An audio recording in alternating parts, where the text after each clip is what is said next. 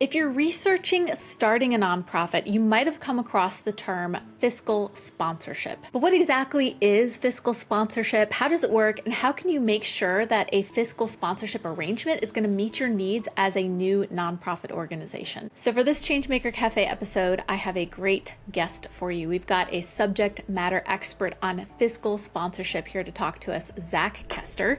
He's the executive chairman of Fiscal Sponsorship Allies, which is an organization that helps organizations with fiscal sponsorship. Go figure. So be sure to watch to the end to get all of your fiscal sponsorship questions answered. And if we miss something, don't forget to drop your questions in the comments below, because maybe Zach will pop in and respond to those as well. Don't forget to subscribe to this channel for more content all about nonprofits, social entrepreneurship, fundraising, and more. And thanks to our sponsor, Click and Pledge, for supporting this content.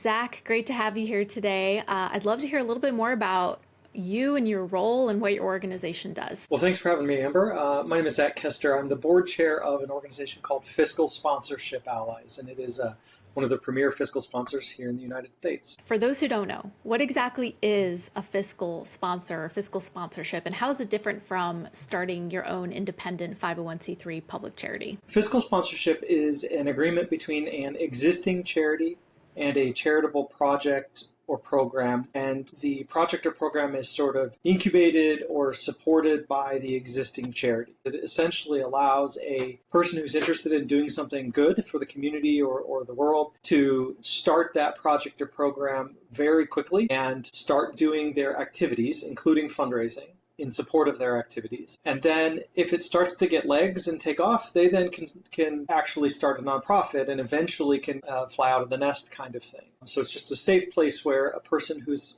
philanthropically or charitably minded can start or incubate their charitable project or program. So when you're thinking about fiscal sponsorship, what are some of the biggest benefits for new organizations? What do they need to be thinking about? So one of the fastest things is you can basically start fundraising and operating a charitable program inside of about 2 to 3 days when you align with a fiscal sponsor. The fiscal sponsor is the charity that sort of is the parent or incubator, if you will. And a good fiscal sponsor can have a project or program live within just a couple of days. That means you can fundraise. That means you can pursue your charitable good. Another trade-off is the fiscal sponsor has done all of the paperwork. They have their tax exempt status from the IRS. They're registered with the Attorney General in the relevant states, usually nationwide in the 40 states that require it. Often the staff members at the fiscal sponsor are professionals who have worked for nonprofits for years. And so you have kind of built-in access to someone who can kind of give you some tips and tricks along the way. A good fiscal sponsor will also often have guides, things like fundraising guides or other ways to help you, develop your program. And it all just depends on the type of fiscal sponsorship you have and how much support you think you want. But those are some of the early benefits. Another is if you decide, this program isn't taking off how I think it should or want it to, then ultimately winding down your project is really easy as compared to if you had a standalone nonprofit, what you would have to do to wind down a standalone nonprofit. So let me just go back to something you said. You said that someone could start operating under a fiscal sponsor within a couple of days. Now, how does that compare to formation and filing your own 501c3 status? Yeah, so creating a nonprofit is multiple steps. It's filing with the Secretary of State in the state you're in, adopting bylaws, a conflict of interest policy, recruiting board members, having a board meeting, filing a form with the IRS called a 1023 to apply for recognition of tax exemption. You also then have to fundraise to develop some capital, some cash, and you have to make sure that you are doing the right things in terms of the donation thank you letters to the donors. And really, until you've been established for a while, you're not really eligible for grants from institutions and foundations and corporations. So the timeline to then create and have a nonprofit fully ready to operate is usually 1 to 3 months. And that is by the time you get your application filed with the IRS. But the IRS is taking anywhere from 8 weeks to 9 months to approve those applications. So you're talking 1 to 3 months, and then you have to add an additional 2 to 9 months on top of that to actually have what we might refer to as your golden ticket, which is your determination letter from the IRS saying we recognize you as a charity. Donors often, sophisticated donors and major donors often require that determination letter before they'll give meaningful amounts of cash or capital to a nonprofit. So ultimately, 2 to 3 days and the ability to get institutional and large dollar gifts from the outset versus 2 to 12 months and likely not being able to get those kinds of large gifts for most of that period of time. All right, so we talked about some of the benefits. What are some of the trade-offs that organizations have to be aware of? There are a couple of different types of models or formats for fiscal sponsorship, Model A and Model C, and I'll get more into those models here in a little bit. But some key trade-offs are you typically would need to work within the rules and the parameters of an existing fiscal sponsor structure. So some fiscal sponsors have a invoice payment process, and you have to submit paperwork by Tuesday, let's say, and the checks are cut on Thursday. And if you have something that needs to be faster than that, you either can't get it done or you have to pay a fee. Other limitations are it is harder to do more sophisticated types of fundraisers. Depending on your fiscal sponsor, you may or may not be able to do fundraising events. You may or may not be able to do what's called a commercial co-venture. That's a technical phrase for basically a fundraising partnership with a corporation. And there are other limitations in terms of sophistication. You also may not be able to receive in-kind contributions with the fiscal sponsor. So that's where someone gives you things instead of cash or stock or bonds or cash equivalents. It's one thing to say, okay, we're going to get some office furniture donated. That's easy enough for most fiscal sponsors. But the ability to properly price and document in-kind contributions is a little bit more difficult. And so depending on your fiscal sponsor, you may or may not be able to receive all of the kinds of in-kind contributions that you might otherwise be able to receive. But that actually takes me back to that phrase incubator, right? Remember, we talked one of the key use cases for fiscal sponsorship is to incubate or start a nonprofit. So if you're wanting to dip your toe in the water, see if this will work for you, fiscal sponsorship is a great option, because if it does work, then you're like, great, 3 months later, 6 months later, 12 months later, 24 months later, you can go ahead and apply for your own tax-exempt status, and then any funds that have been raised that still reside at the fiscal sponsor can be donated over or granted over, technically, from the fiscal sponsor to your new nonprofit. Some of the pain points, or drawbacks, trade-offs of having a fiscal sponsor really are alleviated as you start to see increasing success and then ultimately step out on your own. So you mentioned these two models, Model A and Model C. Tell us a little bit more about those and what do they entail? Yeah, so there are 6 total accepted models of fiscal sponsorship, but by far the 2 most common are Model A and Model C. So those are the only 2 we'll talk about here. Model A is a form of incubation where the project or program, the charitable project, really becomes a project of the fiscal sponsor. So it's not a separate organization. All of the liability for the project or the program rests with the fiscal sponsor.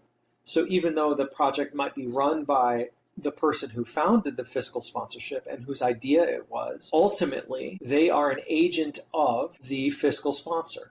And so the fiscal sponsor has liability for your programming, which means they will probably exert more control over the program than you might realize. If you're wanting to help children, they'll probably have a bunch of policies and practices that you have to follow with regard to child safety or special need, persons, safety around youth or safety around special need individuals, those kinds of things. And so a fiscal sponsor that's a Model A fiscal sponsor will typically require that you follow their practices and processes as it relates to interacting with needy individuals or high-risk individuals. Model A will also they will own your intellectual property. So even though you yourself had the idea and you yourself brought the idea to the fiscal sponsor, you, by partnering with a Model A fiscal sponsor, typically are acting as an agent or volunteer, or if you're paid as an employee or independent contractor, of that fiscal sponsor. And as a result, under the work for hire doctrine, the fiscal sponsor owns the intellectual property. So that project is their project. It is not yours, unless you otherwise contract and have a really good contract in the fiscal sponsorship agreement around intellectual property. Those are just 2 of the features of a Model A. A Model C is a little different. A Model C at its very core is technically a grantor-grantee relationship. Think like a re-granting agency. So the fiscally sponsored project, the person in charge of that project, raises money from donors in the name of the fiscal sponsor, really. And it's in support of that project, Project X or Project Y or Project Z, whatever that is. And then the funds are sort of set aside and held. And as the project manager wants to spend or utilize those funds, they're able to utilize those funds on a real-time basis with a bill pay feature and like a debit credit card type of thing and that kind of thing. So every time you request and receive funds from the fiscal sponsor, it's technically a grant from the fiscal sponsor to you. But what does that mean? It means you control the program, you control the intellectual property. It's your project. You bear the liability also, though. So that means the fiscal sponsor will probably provide some occasional tips and tricks and guidance, but they're not going to be super interested in telling you how to do your program because they don't want the liability of telling you how to work with children best. Because if they tell you wrong, that liability is on them. So the trade is, right, for Model A, they are there as a coach, if you will, but they also bear the liability and so they can control. Model C is kind of the opposite. They're there a little bit to help, but really you are in control and you retain ownership of your program and project.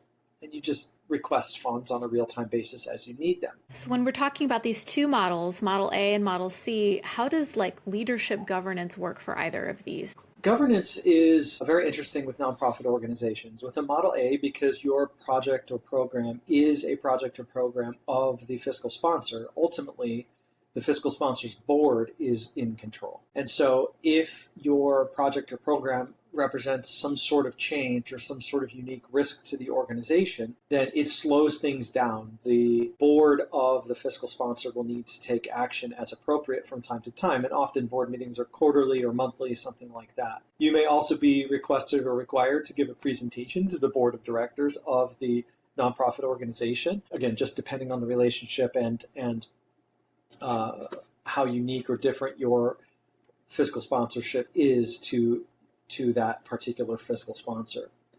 The governance with a Model C is a little different. The funds that support your fiscal sponsorship or your program, they are set aside in a fund that has already been approved by that fiscal sponsor. So although the fiscal sponsor does the annual audit and they have board meetings and they do all of those things, it typically doesn't involve you or your project or program directly or even really indirectly. The governance kind of goes on its own and it occurs without your involvement, if you will. So that's another sort of key difference. Now that said, because you are in control of your own project and program, you have to do all the correct things for your organization, whether you're a sole proprietor or an LLC or a nonprofit corporation. You have to do all the proper things from a management and governance for your project and program, and it's on you to figure out in the Model C context. A Model C fiscal sponsor could have a fiscally sponsored project that is housed within a sole proprietorship, LLC partnership, another nonprofit, or even a corporation generally. In fact, at Fiscal Sponsorship Allies, which is the fiscal sponsor that I'm on the board of, we have essentially all of those categories. I think except for sole proprietorship. We have all of those categories because ultimately we don't fiscally sponsor the whole LLC or the whole partnership or the whole corporation. We fiscally sponsor the charitable project portion. And so that's the only portion that we care about is what they're doing charitably. And as long as their use of the funds and their real-time grant requests are in furtherance of the charitable project, no problem. So if I have my own business, a for-profit, Yep. I could have a fiscal sponsor to be the fiscal sponsor of a community charitable project that I want to do? Yes. Okay. Those typically only work in the Model C context because likely you wouldn't want your business to become wholly owned by the Model A fiscal sponsor. Again, it's a type of, remember that at its core, a Model C fiscal sponsorship is a type of grant-making relationship. And 501c3 charities are allowed to make grants to individuals, businesses, partnerships, as well as other charities. So given that reality, then, it can fiscally sponsor charitable projects that are housed within any of those kinds of entities. I'm sure some people would ask this as well. In such a relationship, Could a grant be made that would pay the person executing the programs, even if that person is running their own for-profit business? Yes. Okay. Yeah, they can receive a salary or compensation. It has to be, as with anything, there are rules, right? So it has to be reasonable. It has to be commensurate with the effort given. So if a person was working 3 hours a week and they had a rich uncle who gave $1 million grant to the fiscal sponsor, and they wanted whatever that is, $90,000 per month or whatever, $85,000 per month salary for 3 hours of work a week, that'd be a big fat no, I would think. But on the whole, generally, yes, you can receive reasonable compensation for the work that you do on behalf of the charitable program. Hey, Amber here. Quick interjection to thank our sponsor of this video and others on our channel, Click and Pledge. We're talking about fiscal sponsorship for starting a nonprofit, but another thing that you need when you start a nonprofit is a reliable, robust fundraising platform to help you collect all those donations. With Click and Pledge, you're going to get a really helpful dashboard where you can track and monitor your progress for all of your fundraising campaigns. You can create highly customizable donation forms that match your organization's branding and messaging and images. You've got in-person fundraising features, so you can be collecting donations at events that you're running, peer-to-peer donation features so that you can send out your supporters to go raise money for your cause and fundraise through those networks. Here's one of my favorites, video fundraising tools where you can have a link to donate right in the middle of the video that folks are watching so that you can know the exact timestamp on the video that inspired them to make a donation to your cause. You've got text to give features, donor outreach and retention features so that you can keep your amazing donors coming back, a complete Salesforce integration, and a lot of other integrations also. Some platforms charge more based on your organization size, but one thing that's really great about Click and Pledge is they just have a flat rate that stays consistent even as your organization's donor base grows. I know the nonprofits they work with really appreciate how there are no contracts and all of these features are included at no extra cost. I really encourage you to learn more about Click and Pledge. You can scan the QR code here or go to the link that's in the description of this video to get your first $25 monthly fee waived, or schedule a demo to learn more about how the platform works. And their team is super friendly, so you can always reach out to them and ask questions and let me know what you think. Let's talk about the life cycle of an organization being sponsored here. What is the process like to become independent if that is your goal? So typically, when a nonprofit project says, you know what, I want to dip my toe in, I want to give this a try, and they start a fiscal sponsorship, or they work with a fiscal sponsor to become fiscally sponsored. They can determine whether it's time for them to start growing up, if you will. Typically, they can know within 3 to 12 months, but sometimes it takes a little longer. And then it's just a matter of, hey, they just communicate with their fiscal sponsor. Most fiscal sponsors understand that they exist to help incubate charitable ideas and projects, and a decent percentage will grow up and leave the nest someday, and that's by design. So it's actually a good thing when it happens, and ultimately then that fiscally sponsored project would use, in fact, some of the dollars that they raised as a part of the fiscal sponsorship to pay for professional help like lawyers or accountants or what have you to file the relevant documents, all those things we talked about earlier, the articles of incorporation, bylaws, conflict of interest policy, the board resolutions for the first board meeting, the Form 1023 with the IRS, the charitable solicitation registration with the relevant state authority, tax exemption application with the United States Postal Service for reduced postage rates, on and on and on, right? You can use all those funds to do all of those things. Once those things are in place, then you're ready to sort of go on your own, if you will. So you just inform your fiscal sponsor, hey, I got my determination letter from the IRS and my registration is cleared with the Attorney General of the relevant state that I'm in. I'm good to go. There are a number of organizations that have their full status and are mostly dependent, but they still use the fiscal sponsor relationship for a number of things. One is many institutional funders, grant makers, require annual audits and annual audit reports as a part of grant applications. Many also require multiple years, 2 to 5 years typically, of fundraising or of organizational activities and budgets. So a track record. essentially a track record of success. Most brand new organizations, though the founders personally might have some degree of success, the institutional funders want the entity to have success. So in that scenario, then you may still use your fiscal sponsorship to help apply for some larger grants, because they have the nationwide charitable solicitation. They have the multiple years of operating experience and multi-million-dollar budget that shows success. They have the annual audit from a CPA firm in a clean bill of health, and stuff like that. Another instance where, while they're independent, they're only quasi-independent, is what we would call recurring donations. A number of fiscal sponsors, there was a catalytic event that caused them to say, I want to help my community in some certain sort of way. And they were successful in getting a lot of fundraising at the front end, sometimes a small dollar, right? So $10, $20, $50, or $100 per month recurring donations. The difficulty with recurring donations is if you then switch to a new platform and you're a new organization, right? Remember, technically, those donations are to the fiscal sponsor for the fiscally sponsored project. So when you become your new organization, you then ultimately need to figure out how you're going to transition your donors from giving in a recurring basis to the fiscal sponsor to giving to you. And it's not as simple as just pushing a couple buttons on a tech platform because of how those platforms are built.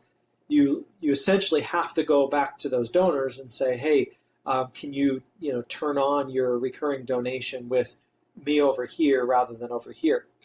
If your impetus for creating your fiscal sponsorship or your fiscally sponsored project was due to a major event that brought that issue to the public consciousness, then it may have been kind of a flash in the pan, if you will.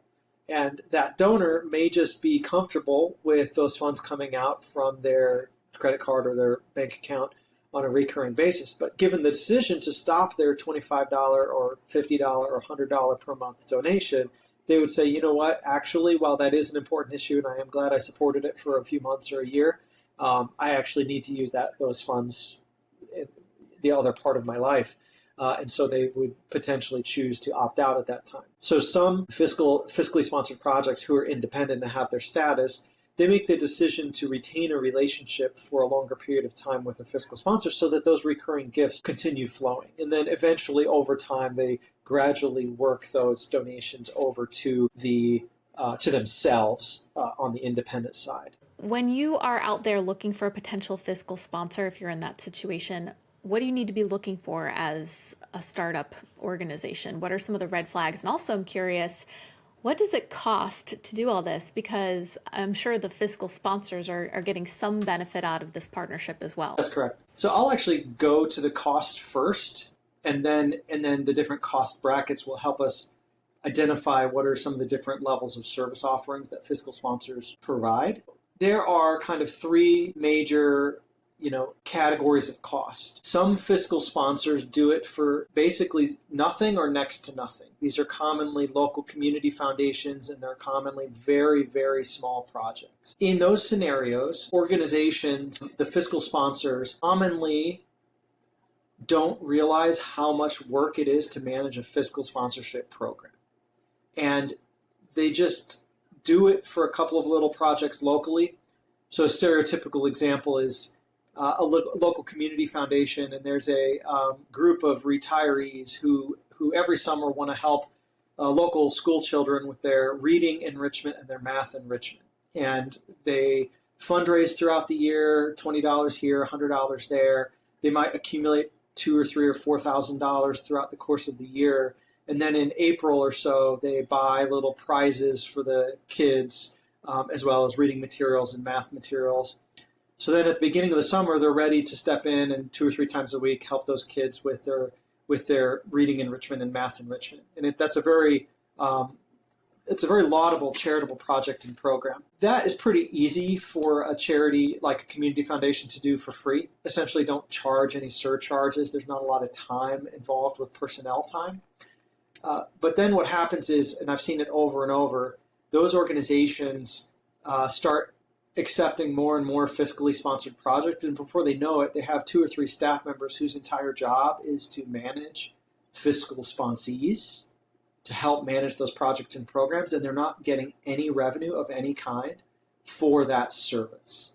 So then their boards are like, we're bleeding money. Yeah, we want to do good in the community and we want to help, but this is, we have to fundraise for this, or we have to start charging fees to our fiscal sponsees. So what I'm saying is, the long and short of it is, for those fiscal sponsors that charge zero, they almost never wind up staying at zero because they kind of stumbled into doing it that way.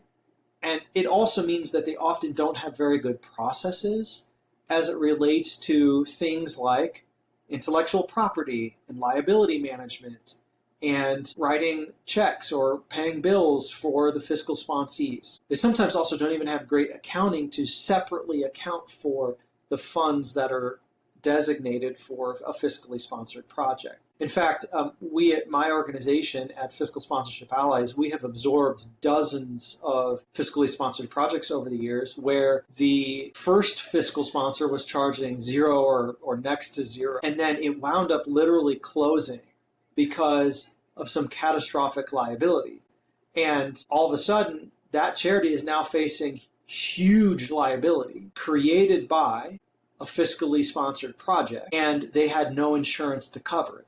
And they didn't charge anything to the fiscally sponsored projects to help pay for things like insurance. What I can say is, from a red flag perspective, if they charge zero, I would run the other way. Not walk, I would run the other way. Because if they're charging zero, then the odds that they have a professionally operated fiscal sponsorship program is pretty slim. That then takes me to the two other cost bands, if you will. There's another band in the 3 to 6% range, and then there's another one in the 7 to 15% range. The 7 to 15% range is often more like a Model A, and they layer in all kinds of other services like sophisticated accounting services, fundraising advisory services. They also layer in professional coaching services sometimes, and various things like this. So ultimately, if what you want is to be truly incubated, if what you want is to be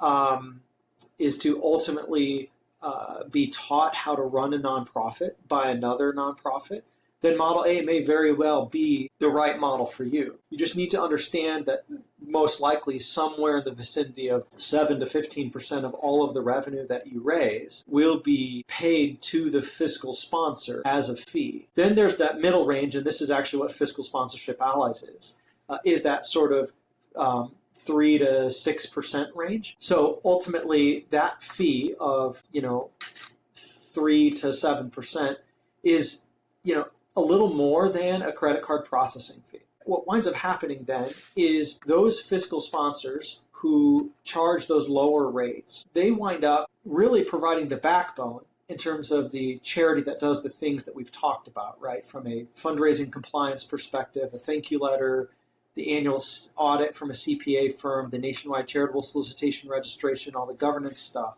They do all that, but they do it on a bigger scale. And so what they wind up passing through to you is a very small percentage because you don't need to bear those expenses very much. As far as I understand, Fiscal Sponsorship Allies is the least expensive in the nation. It's 3.89% of these categories. One little piece you should also know about what you want to look for in choosing a fiscal sponsor. There are some Model C fiscal sponsors that will do things like send you a monthly lump sum disbursement in the form of a grant. So let's say you received a $100,000 gift from a foundation. Once you take the 5% fee out, that leaves $95,000. They'll just send you a grant of $95,000. If they do that, they will typically require that you provide records after the fact. So you then have to submit reports monthly or quarterly showing how you used the funds. So then it's entirely on you to track all your receipts and track all your spending and sit down and do reports. One thing that those fiscal sponsors tend to find out is that most people who create charitable projects do it because they care a lot and their hearts are really big. Those folks tend to not be very administratively gifted, let's say. So their ability or willingness to keep track of their receipts is a lot more limited. and it becomes a challenge to get receipts later.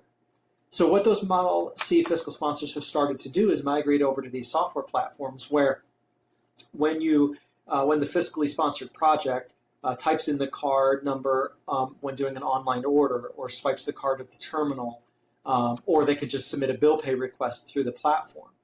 But when they do that, that's where in real time they record the charitable purpose. So if you run to the store, you buy something, you get a text message right then and there that says, like literally within seconds, that says, we see that there's a $650 charge at Best Buy. Upload the receipt and tell us what it's for. So then you do that. You literally take a picture of the receipt, and then you type in about 3 to 5 words. Well, I had to buy a computer because mine went out, and we're doing this event. That's all you got to say. So most Model C fiscal sponsors have started to migrate to a real-time grant-making platform. The other thing with the Model C piece with regards to these lump sum distributions is that those are a lot more attractive to fraudsters. So people who are doing bad things, they will go sell their wonderful charitable idea. Then they get a big lump sum infusion of cash. Maybe they're not going into it intending to defraud, but something happens, they wind up needing to use the money. Their business runs out of cash, so they use these charitable dollars instead of their business cash, for example.